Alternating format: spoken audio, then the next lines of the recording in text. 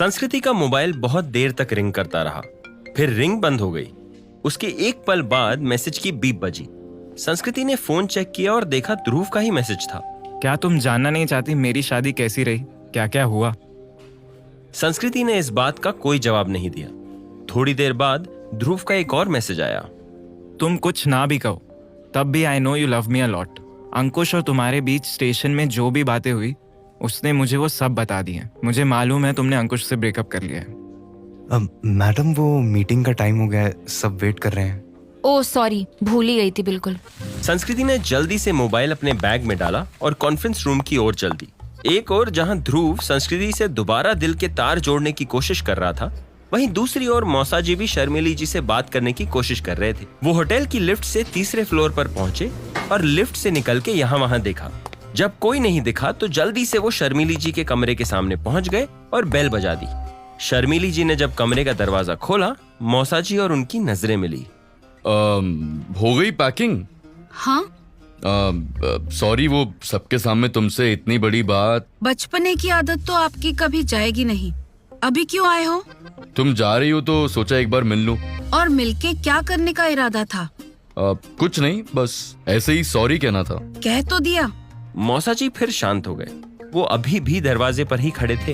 अंदर आने के लिए नहीं बोलोगी? जाने से पहले एक एक कप चाय साथ हो जाती।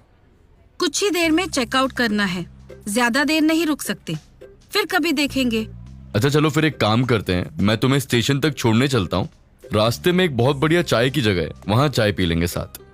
नहीं, मुझे निखिल छोड़ने जा रहा है। अरे निखिल नहीं तो भेजा है मुझे, उसको शायद हॉस्पिटल जाना है। अच्छा, उसने तुम्हें भेजा है? हाँ, उसको जरा वो अर्जेंट हॉस्पिटल जाना है, 2-3 घंटे से पहले फ्री नहीं होगा वो। ठीक है, आप नीचे वेट करो, मैं आती हूँ। बढ़िया, जल्दी आना, फिर चाय भी पीनी है। मौसा जी बहुत खुश हो गए थे। वो जल्दी से लिफ्ट से नीचे उतरे और निखिल को फोन लगाया। अरे निखिल बेटा, तुमको टेंशन लेने की जरूरत नहीं है। शर्मिली जी ने मुझे खुद सामने से कहा है कि अगर मैं उनको स्टेशन छोड़ने चलूंगा तो उनको खुशी होगी। क्या कह रहे हो मौसा जी? शर्मिली आंटी ने खुद ऐसा कहा? हाँ हाँ, तुम चलो अपना काम निपटाओ, मैं शर्मिली जी को छोड़कर आता हूँ। मैं उनको एक बार फोन करके कंफर्म करता हूँ। अरे तुमको मेरी बात पे विश्वास नहीं है क्या? झूठ बोलूंगा क्या मैं तुमसे? कह दिया ना मैं जा रहा हूँ छोड़ने, बस मैं जा रहा हूँ छोड़ने। इतना कह के मौसा जी ने कॉल काट दिया। तभी लिफ्ट से बाहर आती हुई शर्मिली जी उनको दिखी। मौसा जी जल्दी से पार्किंग एरिया की तरफ भागे, कार स्टार्ट की और गेट पर लेकर आ गए। फिर शर्मिली जी का सामान डिक्की में डाला और उनको बिठा के स्टेशन की ओर चल दिए। उधर हॉस्पिटल में स्वाति अपने रूम में सो रही थी। ध्रुव और अंकुश हॉस्पिटल के गेट पर खड़े निखिल का वेट कर रहे थे। थोड़ी देर में निखिल वहां पहुंचा। उसके हाथ में एक बैग था। कैसी है स्वाति? बेटर नाउ, अभी सो रही है। ये लो भाई तुम्हारे और स्वाति के कपड़े, जाके चेंज कर लो, लोग तुझे ही देख रहे हैं। हाँ यार, 2-3 लोग तो ये भी पूछ चुके हैं कि दूल्हा बन के हॉस्पिटल में क्यों घूम रहा हूँ। Ankush, I think you should go back to the hotel. थोड़ा रेस्ट कर लो, सुबह से हॉस्पिटल में ही हो तुम। It's okay, Drew. Rest तो होता रहेगा. I'll keep chill pilling, baby. अरे मैं अभी हूँ, यू कैन गो। Okay, चलता हूँ। Wait, I think I forgot my mobile in the room. 2 minute में लेके आता हूँ। टेक योर टाइम ब्रो, कोई जल्दी नहीं है। अच्छा, पापा का क्या हाल है? अब क्या हाल होगा? जो बॉम्ब तूने फोड़ा है, ये कहो बस हार्ट फेल नहीं हुआ उनका। ऐसे केसेस में तो आदमी शॉक होके सीधा हॉस्पिटल ही पहुंचता है। अरे मैं सोच रहा था संस्कृति से शादी की। अबे पागल है क्या? फिर शादी? अभी कुछ दिन के लिए प्लीज दिमाग से निकाल दे शादी का ख्याल। पहले सब नॉर्मल तो होने दे, फिर छेड़ना। अभी मौसा मौसी से शादी की बात भी की ना तो जान ही ले लेंगे तेरी। हाँ ओके, चल सिगरेट पीने चलते हैं। दोनों वहीं सड़क के किनारे बनी एक पान की दुकान की ओर बढ़ गए। वहां मौसा जी और शर्मिली कार में स्टेशन की ओर जा रहे थे। रास्ते में दोनों के बीच खामोशी थी। मौसा जी का मन बात करने के लिए मचल रहा था, लेकिन बातें उनके मुंह तक आकर लौट रही थी। कैसे कहूँ शर्मिली, आज भी मेरे दिल में तुम्हारे लिए कितना प्यार है, लेकिन मुझे मालूम है अगर मैंने ये तुमसे कह दिया तो तुम तुरंत कार से उतर जाओगी। आप थोड़ा तेज चलेंगे? इस स्पीड में रहे तो टाइम पे नहीं पहुंचेंगे और ट्रेन छूट जाएगी। अरे तुम टेंशन मत लो, ट्रेन छूट भी गई तो मैं खुद चलूंगा तुम्हें जबलपुर छोड़ने। आपको इतने कष्ट उठाने की जरूरत नहीं, आप स्टेशन छोड़ दो, वही काफी है। आप नहीं शर्मिली, तुम कहो ना। आप में लगता है जैसे दो अनजान बात कर रहे हैं। हमारी तुम्हारी तो सालों से पहचान है यार। शर्मिली जी ने कोई जवाब नहीं दिया। मौसा जी ने रास्ते के किनारे बनी हुई दुकानों की ओर नजर डाली। फिर उन्होंने एक चाय की दुकान की ओर इशारा किया। अरे हाँ, इस दुकान की बात कर रहा था मैं। बलराम टी स्टॉल बहुत बढ़िया चाय बनाता है। ट्रेन का टाइम हो रहा है। अभी आधा घंटा है, 5 मिनट का रास्ता है यहाँ से। तुम कार में बैठी रहो, मैं चाय लेके आता हूँ। मौसा जी जल्दी से चलते हुए चाय के स्टॉल पर गए। वहां 8-10 लोग खड़े होकर चाय पी रहे थे। मौसा जी ने 2 स्पेशल चाय का ऑर्डर दिया और वहीं खड़े खड़े शर्मिली जी की ओर मुस्कुराकर देखने लगे। दूसरी ओर हॉस्पिटल में अंकुश जब स्वाति के रूम में पहुंचा, उसने देखा स्वाति अपना सर पकड़ के बेड पे बैठी हुई थी। क्या हुआ बेबी, हेडेक? नो नो, बस ऐसे।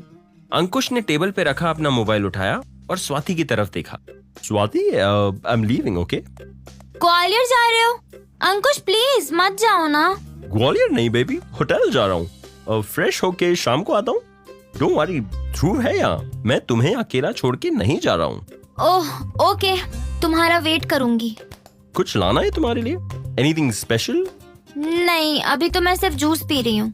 ओके देन, तुम्हारे लिए जूस ले आऊंगा बेबी। अंकुश ने स्वाति को हग किया और बाहर की ओर निकल गया। उसने दरवाजे से एक बार पलट के देखा। स्वाति उदासी भरी नजरों से उसे ही देख रही थी। उसने हल्के से हाथ हिलाकर उससे बाय कहा और चला गया। दूसरी ओर बलराम टी स्टॉल के काउंटर पे खड़े मौसा जी ने 2 चाय के गिलास लिए और जाके कार में बैठी शर्मिली जी को एक ग्लास पकड़ाया। गरम है, संभाल के। शर्मिली जी ने अपनी साड़ी के पल्लू से ग्लास पकड़ा और धीरे से घूंट लिया। है ना मस्त चाय? शर्मिली जी ने हाँ में सर हिलाया। मौसा जी वापस आके ड्राइविंग सीट पर बैठ गए। मैं जब भी इंदौर आता हूँ यहाँ की चाय जरूर पीता हूँ। वैसे बच्चे कैसे? अब तो बड़े हो गए होंगे। हाँ ठीक है, दोनों बैंगलोर में हैं। फिर तो तुम बच्चों के बगैर बहुत अकेला महसूस करती होगी ना? कैसे कटता है टाइम? मेरे जैसे कई फैमिलीज हैं जहाँ लोग अकेले ही हैं। हमारी सोसाइटी में ही ऐसे 10-12 लोग हैं। हम सब ने मिलके एक नया परिवार बना लिया है। कभी किसी किटी पार्टी के बहाने, कभी पूजा के बहाने मिलते ही रहते हैं। अपने सुख दुख बांटते रहते हैं। बस ऐसे ही टाइम कट जाता है। अब बच्चों को तो आप पकड़ के रख नहीं सकते सारी उम्र। हाँ, बच्चों का यही हाल है। कोई मेट्रो सिटी की तरफ भाग रहा है, कोई फॉरेन भाग रहा है। लेकिन एक उम्र के बाद माँ बाप उनके साथ भाग नहीं सकते ना। आपका बेटा कहाँ है? मेरा बेटा तो मेरे साथ ही रहता है। कहता है अगर मैं चला गया तो पापा आप अकेले हो जाओगे। और वैसे भी इस शहर में बहुत कुछ है करने को। बहुत समझदार है फिर तो वो, वरना आजकल सबको अपना करियर पहले दिखता है, मम्मी पापा बाद में। आपका बेटा नहीं आया शादी में? नहीं, अब घर पे किसी एक का रहना भी जरूरी है ना। उसका एग्जाम भी था, बैंक की तैयारी कर रहा है। अच्छी बात है। मौसा जी ने चाय खत्म करके डिस्पोजेबल ग्लास सड़क की ओर फेंक दिया। ये देख के शर्मिली जी ने उन्हें गुस्से से देखा। फिर मौसा जी जल्दी से कार से उतरे और डिस्पोजेबल ग्लास सड़क से उठा के डस्टबिन में डाल दिया। शर्मिली जी को ये देख के हंसी आ गई। मौसा जी ने उनका भी ग्लास लिया और डस्टबिन में डाल के वापस कार में आके बैठ गए और कार स्टेशन की ओर बढ़ा दी। बाकी के रास्ते दोनों के बीच फिर कोई बात नहीं हुई। कुछ ही देर में दोनों स्टेशन पहुंचे। प्लेटफॉर्म तक छोड़ने चलूं? नहीं, चली जाऊंगी। मौसा जी कार से उतरे और शर्मिली जी का सूटकेस डिक्की से निकाला। सॉरी, तुम्हें इतने सालों बाद फिर थोड़ा परेशान कर दिया ना? नहीं, अब किसी भी चीज से परेशान नहीं होती। अच्छा लगा आपसे मिलके। इतना कह के शर्मिली जी ने अपना सूटकेस उठाया और स्टेशन की ओर जाने लगी। इतने में एक कूली उनके पास आया, जिसे शर्मिली जी ने इशारे से मना कर दिया। शर्मिली, हाँ मैं तुम्हें जबलपुर मिलने आ सकता हूँ ना?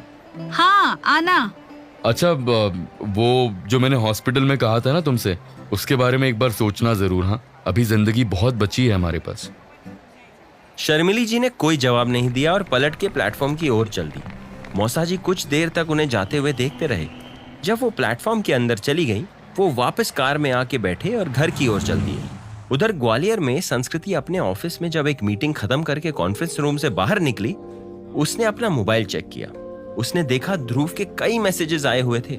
मैसेज पढ़ते हुए वो अपने डेस्क पर बैठ गई। संस्कृति, अगर मुझे अंकुश आके नहीं बताता तो शायद आज मैं तुम्हें मैसेज नहीं कर रहा होता। I want to talk to you, लेकिन लगता है तुम अभी भी यही समझ रही हो कि मैं स्वाति के साथ होके तुम्हें कॉल क्यों कर रहा हूँ। मैं स्वाति से शादी नहीं कर पाया संस्कृति। मैंने शादी तोड़ दी है। मैं सिर्फ तुमसे प्यार करता हूँ और तुम्हारे साथ अपनी जिंदगी बिताना चाहता हूँ। मुझे ये भी मालूम है तुम मेरे सिवा किसी की नहीं हो सकती। और हाँ, जल्दी तुमसे मिलने ग्वालियर आ रहा हूँ। वो गाने की एक लाइन याद आ रही है, तेरा पीछा ना छोड़ूंगा सोनिए, भेज दे चाहे जेल में। अच्छा मिलते हैं जल्दी, बाय, टेक केयर। ध्रुव का मैसेज पढ़ते ही संस्कृति के चेहरे पे एक बड़ी सी मुस्कुराहट आ गई। वो चेयर से उठ के ऑफिस से बाहर की ओर चल दी और चलते चलते ध्रुव को फोन लगाया।